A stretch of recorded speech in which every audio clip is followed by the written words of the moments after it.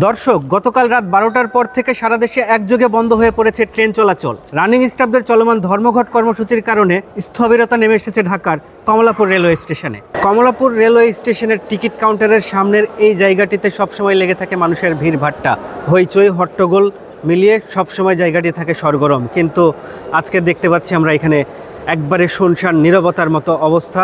এই অবস্থাটি তৈরি হয়েছে রেলওয়ের রানিং স্টাফদের চলমান ধর্মঘট কর্মসূচির কারণে।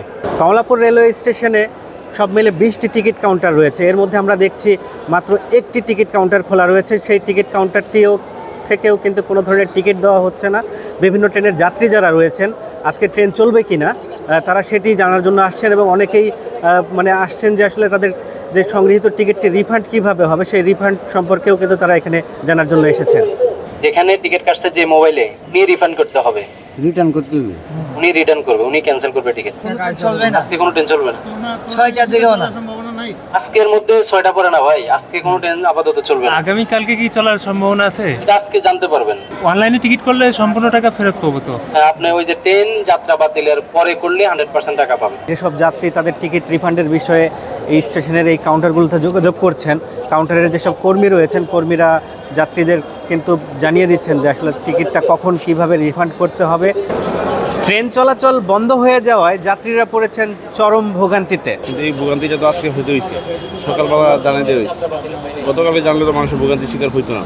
ধর্মঘট ডাকছে ভালো কথা, তাদের দাবি আদায় করবে, কিংবা তাদের একটা দাবি দেওয়া আছে এতদিনের, থাকতে পারে সব। কিন্তু এটা যদি একদিন আগে বলতো তাহলে সবার জন্য ভালো হইতো আর কি। আমি এখানে আসার পর ওনারা বলছে যে আমাদের ট্রেন নাই, ট্রেন চলবে না, তাই আমাদের জন্য গাড়ির ব্যবস্থা করছে।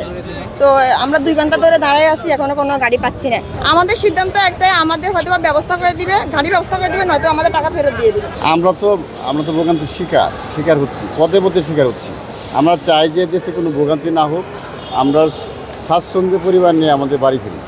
যাত্রী ভোগান্তি এড়াতে কমলাপুর রেলওয়ে স্টেশনে বিআরটিসির বিশেষ বাসের ব্যবস্থা করেছে রেলওয়ে কর্তৃপক্ষ।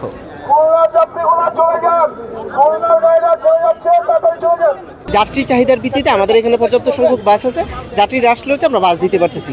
এখনো পর্যন্ত হচ্ছে আমাদের কমলাপুর থেকে হচ্ছে আমরা 6টা বাস ছাড়তে পেরেছি। কিশোরগঞ্জে হচ্ছে 2টা, যশোরে একটা বাস গেছে, খুলনাতে একটা বাস, জামালপুরে একটা, রংপুরে হচ্ছে একটা বাস গেছে।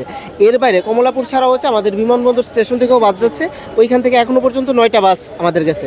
আরও বাস হচ্ছে আমরা রেডি আছে, মানে যেই রুটে হচ্ছে যাত্রীরা যেতে যাচ্ছে ওই রুটে যাত্রীর চাহিদার ভিত্তিতে আমরা বাস দিতে পারতেছি। রেলওয়ের কর্মকর্তারা বলছেন সংকট নিরসনে তারা রানিং স্টাফদের সঙ্গে আলোচনা চালিয়ে যাচ্ছেন। সরাসরি তাদের সঙ্গে আমাদের যোগাযোগ হয়নি, বাট ইনডিরেক্টলি তাদের সঙ্গে যোগাযোগ হচ্ছে। আমরা এক্সপেক্ট করছি যে তারা হয়তো আমাদের সাথে আলোচনায় বসবে।